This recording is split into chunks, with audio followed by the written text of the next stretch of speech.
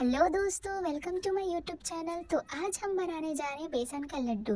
तो लड्डू बनाने के लिए हमें सबसे पहले कढ़ाई में 4 चम्मच घी डाल के उसे गर्म कर लेना है। जब घी गर्म हो जाए तो उसमें बेसन ऐड कर लेना है। बेसन ऐड करने के बाद हम उसे अच्छे से भून लेंगे। गोल्डन ब्राउन होने तक हम बेसन को अच्छे से भूनते रहेंगे, चलाते रहेंगे ताकि वो कढ़ाई में चिपके ना। जब बेसन हम अच्छे से भून लेंगे तो उसके बाद हम उसमें चीनी ऐड करेंगे। 4 चम्मच चीनी ऐड करने के बाद हम कुछ ड्राई फ्रूट्स ऐड कर लेंगे ताकि और अच्छा स्वाद आए। ड्राई फ्रूट्स ऐड करने के बाद हम अच्छे से उसे और चला लेंगे। अच्छे से चलाने के बाद हम देखेंगे कि हमारा बैटर रेडी हो चुका है लड्डू बनाने के लिए।